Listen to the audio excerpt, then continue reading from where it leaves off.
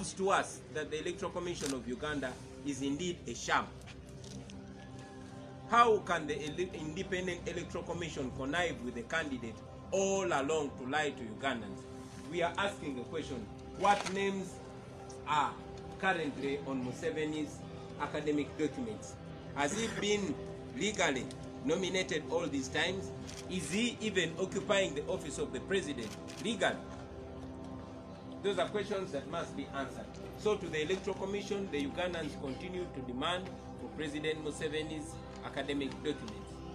About why or how he changed his name, we also wonder how a Ugandan decides to change their name when they are heading to their 80s.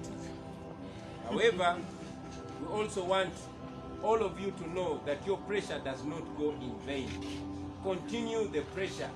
You are going to end up unearthing a lot of things. Let us continue the pressure, because that pressure is going to open up a lot of things that we never thought we will know in our lifetime. Continue demanding for Museveni's academic documents. And now we have a new demand. We want to know who is the president. Is it Yoweri Kaguta Museveni or is it Tubuhaburwa? And also, this reminds me to call upon you Ugandans to also demand that Museveni proves that he's a citizen of Uganda. You remember 40 years ago in 1980, President Milton Obote came out on BBC and made a claim that Museveni is not a Ugandan. That doubt needs to be put aside.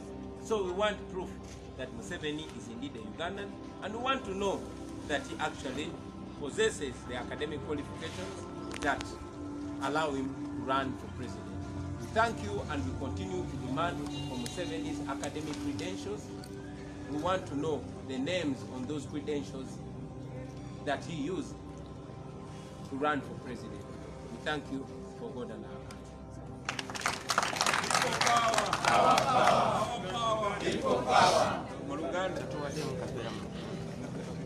Baba ninyo bali da kuzidukiza se. Ekibuzo ekyasoose Ssabawandiisi waffe yakizeemu mu ngeri ematiza, kubanga abaddewo okwebuuza oba tunaasobola okugenda nga twetolola eggwanga nga tutongoza ofiisi zaffe, nga tutongoza bakandideeti baffe n'okukola emirimu gyonna gye tulina okukola wansi w'amateeka ng'ekibiina. Weewaawo mwenna mumanyi nti poliisi ebadde ekikola mu bumenyi bw'amateeka okutulemesa okukola emirimu. Naye era mumanyi nti bannaffe abalala abeesimbyewo nga mwe muli n'abavuganya aba opposition, bo babadde batambula nga bakola emirimu gyabwe okwetolola eggwanga, nga bagula ofiisi zaabwe okwetolola eggwanga. So tumanyi nti naffe amateeka gatuwa eddembe lyerimu, era tubakakasa nti tugendagenda maaso n'okweyagalira mu ddembe lyaffe eryo.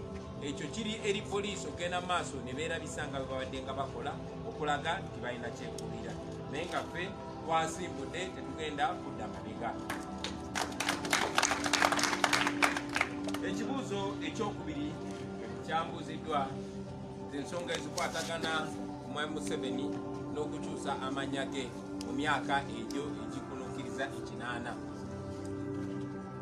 Twakyogerako wano gye buvudde, nze kennyini kamako kyogera nakyogerako gye buvudde nti Mwami Museveni bwe yali agenda okuwamba obuyinza mu 86 emyaka 35 sabibiise, talina kiwandiiko kya buyigirize kye yawaayo okufuuka pulezidenti. Weewaawo amateeka gaffe gatwetaagisa okuwaayo ebiwandiiko ebiraga obuyigirize n'okakasa nti tuli bannayuganda, naye ffenna tubadde nga twebuuza biwandiiko ki ebyo ebyobuyigirize Mwami Museveni byabadde awaayo okubira ddala mu 96. Olwaleero twafunye sigino etulaga nti ddala kituufu Mwami Yoweri Kaguta Museveni talina biwandiiko bya buyigirize biri mu mannyago. Mwena mukimanyi nti akakiiko k'ebyokulonda kayanguwa okuwaayo ebiwandiiko byange ebyobuyigirize, naye ate ne kajja nga kawa ebyokwekwasa bya njawulo bingi. Lwaki tebawaayo obuyigirize bwa Mwami Museveni? Olunaku lwaleero ffenna twalabye nga Mwami Museveni wakati mu panic, wakati mu butamanya kiddako, era wakati mu pressure eva mu mwe bannayuganda abantu aba bulijjo naddala abo abali ku social media nga babanja ebiwandiiko bye, yavuddeyo n'alaga nti akyusa amannya. Kye twagala okumanya nti abaffe abadde atufuga emyaka 35 y'ani? Ye Yoweri Kaguta Museveni oba ye Yoweri Mpapula? Ekyokubiri, twagala okumanya omuntu abadde pulezidenti waffe emyaka 35 abadde pulezidenti mu mateeka? Ye abaffe kati entebe eyo akituddemu mu mateeka oba asooka giveemu kati? Ebyo byonna byonna twagala okubiddamu ng'akakiiko k'ebyokulonda kavuddeyo ne katuwa ebiwandiiko bya Mwami Museveni wabadde nga anominatingira ebbanga lino. Naye era ffenna tukimanyi nti kati olunaku lwaleero twatandise dda okuba ebituli mu kakiiko k'ebyokulonda nga kiraga nti ddala tuli mu buwambe tufugibwa amagye, era akakiiko k'ebyokulonda ako kabadde nga katusiba kiwani ebbanga lino lyonna lyonna. Museveni alabika abadde nga tawaayo biwandiiko bikakasa buyigirize bwe. So twongera okubanja akakiiko k'ebyokulonda kubanga kiri mu mateeka okukakasa bannayuganda ddala omuntu atufuga tatufuga mu bumenyi bw'amateeka, omuntu atufuga ddala alina ebisaanizo eby'obuyigirize. So twongera okugatta eddoboozi lyaffe ku bannayuganda abangi ababanja ebiwandiiko eby'obuyigirize bya Mwami Museveni. Njagala ne kino okukyogera nti ffenna tujjukira nti mu mwaka gwa 1980 emyaka 40 agayise President Milton Obote yavaayo ku mpewo za BBC n'ategeeza nti Mwami Museveni si munnayuganda. Ekyo nno kibaddeko akabuza okumala emyaka 40 era tumusoomooza okuvaayo okukakasa bannayuganda nti ddala omuntu atukulembera munnayuganda, kubanga bannayuganda bangi balina okubuusabuusa nti omuntu tasobola kulibaga nsi bw'atyo, tasobola kunafuya nsi bw'atyo, tasobola kwonoona nsi bw'atyo nga ddala munnansi. So twagala okumanya ddala Mwami Museveni ohabulwa n'amanya amalala getulina okumanya ddala munnayuganda, ddala munnansi. Ekyo twagala okimanya. Tuwengera okwebaza mpozi ne muganda waffe Muwadankunnyingi ava ekyaddondo olw'okuba omuvumu twayo mu buwandiike ne mu mateeka okubanja ebiwandiiko by'obuyigirize bwa Mwami Museveni, era nammwe tubakunga mugende mu maaso nga mubanja ebiwandiiko by'obuyigirize bwa Mwami Museveni kubanga ddembe lyammwe nga bannayuganda mulina ddembe okumanya amazima. Mugende mu maaso nga muteekawo puresha, mujja kuzuula bingi nnyo bye mwali mutasuubira temusobola okuzuula. Olwaleero mukirabye nti ebbanga lyonna ate mu omugigi gwammwe omulese kutankudde ebintu bingi ne kulabisa ebintu bingi ne kwanika ebintu bingi.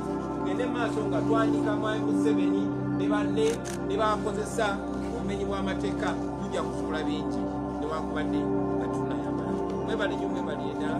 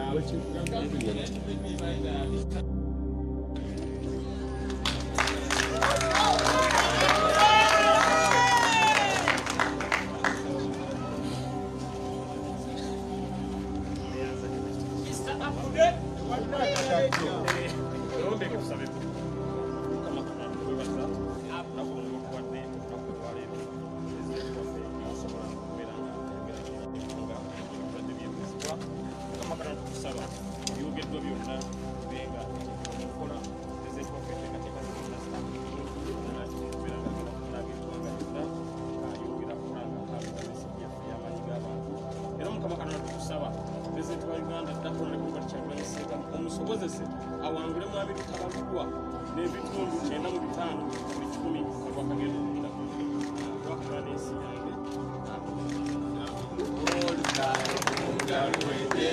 Tuliyambale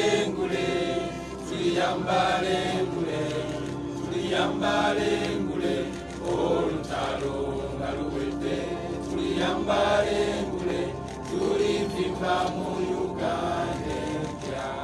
People power, our power, people power. NUP everywhere, NUP.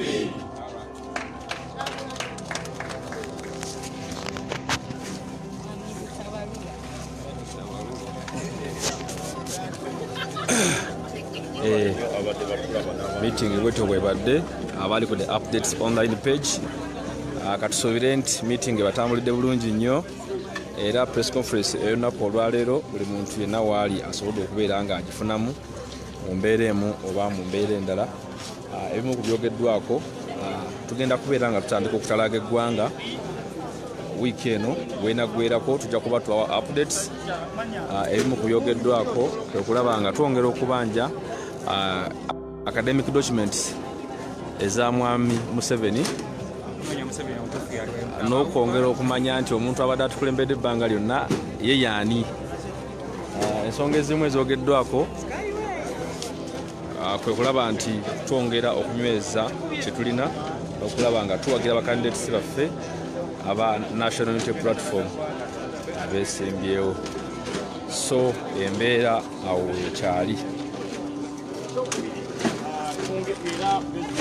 Ayongedde okukitaanya tubeere bagumu obuwanguzi buli ekyo tuliyakiteeka mu buli maanyi gatuwa kwongera okwempawayakiringa n'okukola ebyo byonna bye tulina okukola okulaba nga bakandidesi bonna aba NUP tusobola okubeera nga tujjayo ya 2021. Bakandidesi bonna abalondebwa mu mutendera ogwa MPs, bakansalas ne balodi kansalas ne bamayors ne baani bonna balina obusobozi kasoba nga oli tiketi eya NUP. N'olwekyo ekyo pulezidenti waffe tukwebaza nti wakola selection ennungi mu bakandidesi bonna abagenda okupresentinga NUP. Ate era pulezidenti akizeemu lungu nti 2021 opposition bana abali ku opposition kati bagenda ate okubeera nga bali mu ntebe then bali abalala bana betuvuganya olwaleero bagenda okubeera ku opposition.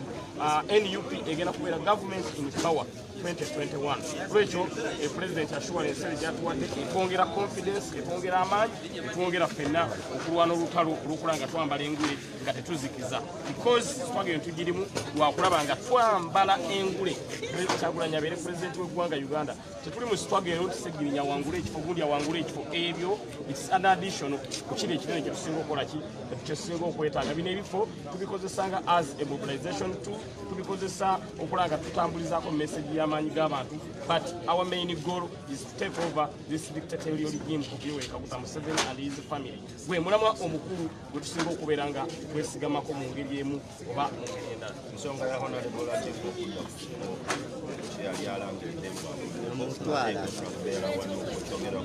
muganda wange Honorable Latif kati simanyi we tujjidde oba ekifo akyakiri kuba ayinza okuba nga ombuuza nga yagenze dda kuba woman MP oba nga yagenze kuba road council oba councilors.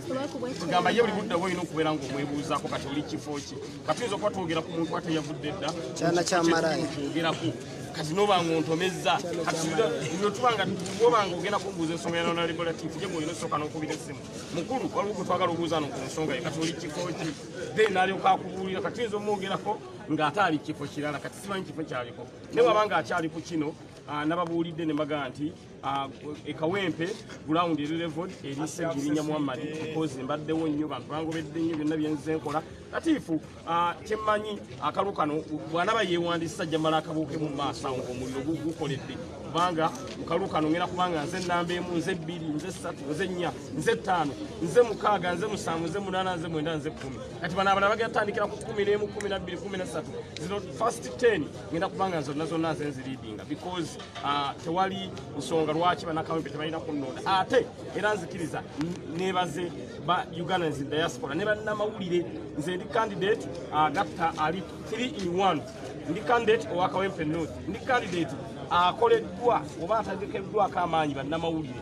Ekirala ndi candidate owakawempe north constituency maama atunda ennyanya atunda gonja atunda kasooli atunda lumonde awagira nnyo Segirinya because bakimanyi Segirinya bwe manga nkutte ekifo kino ekyoba MK Kawempe north nze muntu agenda okujjayo eddoboozi ly'omukwanyigirizibwa. Lwekyo Honorable Latif wabanga alina ekintu kyeyerabira mu parliament akiŋŋambe nja kimuleetera waba alina kyeyerabirayo waliyo kooti waliyo kikitaayi eri side wandagirire wabadde atulanja jimuleetera waliyo kyeyerabirayo peni nja jimuleetera bwaba alina kyeyerabirayo nze akiŋŋambe abeere free agende Segirinya kino kyeneerabirayo naye kibanga si kyekyo nga tuga Mwami Museveni agende nga muganda waffe oyo atukulumuludde emyaka 25 Mwami Museveni atukulembedde 35 kweja 35 Mwami Latif yakulembeddeko 25 yasooka mukono guno n'abaka guno n'abakuku naddamu n'abaka akomyewo naguno era ne guno ayagaddemu agubaka ne tusobola kukkiriza because tukkiriza mu bukulembeze obukyuka mulala n'akwata olaba Honorable Robert Kyagulanyi Ssentamu olwaliro constituency gyavaamu eya Kyaddondo ne bwagamba kugiddamu emirundi bufukunya agiwangula ne bwaba tanoonyeza kaso naye yagambye enkola ebyobufuzi enokubeera ng'etambulibwako mu nteekateeka eno eya NUP mu nteekateeka eno eya demokulasiya mu nteekateeka eno eyakuwa buli mwaganya buli muntu abe ng'aweereza aye teri atasobola buli muntu yenna asobola but olina okubeera nga okkiririzaamu olaba NUP kyenna gyagaddeko yo tesinzira nti Ssegirinya mumpi oba muwanvu oba munene oba mutono bo bakonsidaringa brain power that's why batuwadde kaadi zino nga tebakonsidaringira kubeera ko waliwo bagamba nti Ssegirinya nga mumpi nyaana asobola mune NUP tetunuulira mumpi yo NUP etunuulira kyolina kyolimu onoosobola okukolera abantu toswaze kaadi eno gy'olina onoosobola okubeera ng'otuusa services eri omuntu wa wansi ebyo NUP byetunuulira nolwekyo abatutunuulira nga batukonsidaringira ku sayizi batunuulira ku biki munnange kasajja katono kanyumira mitala wamwe gebagakawo nali ku puroguramu emu eya balometa extra munnaye nga nnyomebwa Ssegirinya nga baleese bamapinduuza nemba kuba bafuma mu studio nga bonna bonna beekwata ku bisubi nga kitegeeza ki banene bawanvu beeyita ba seniority naye nakuwa ba seniority ne bafuuka ba maturity bafuuka ba maturity amanya ga president Museveni agabudde bane kuzuuka agayose badde twagawo Mwami Museveni era nga president waffe bwayogedde Mwami Museveni yaswadde nnyo bulijjo atufugira mu nsobi era singa kibadde kisoboka nga twali tulina wano oba poliisi nga tusobola oginstructing oba amagye oba military Mwami Museveni singa yayoleddwa n'akwatibwa because enfuga bulijjo gyabadde atukulembera mu badde atukulembera mu nsobi bwe kibanga atuuse kati n'agamba nti nina erinnya nali nalyerabira naye ndijjukire ne lirina okubeera nga ndigattako ne bw'omugamba nti erinnya olitulage ku academic documents zo talirina lwekyo Mwami Museveni kyolese bye bulijjo atukulemberera ku kiwaani bulijjo atukulemberera mu nsobi kale Mwami Museveni bw'aba yasoma atubulira what is science tugenda ebibuzo ebyo tugenda omubuuza SS fulu nga tumugjeeno tugenda tumubuuza ebibuzo ebimu tugende ku bya O-level tugende ku bya A-level kubanga ebiwandiika aliza okukwata biina ne tusobola osettinga questions ze tumanyi nti za P7 ne tumanya tugenda musettingira eza senior 4 ne tumanya tugenda musettingira eza senior 6 kubanga komanda musiri wano waali asobola okubeera nga bwemu kubagenda okusettinga ebibuuzo tumubuuze kale ebibuuzo bweba ebiwandiiko byamubulako naye ate naffe bannayuganda twali twebaka era kyokola neebaza nnyo Kyagulanyi okujja omusajja ono amazima gala mugulu osoma ekitabo kye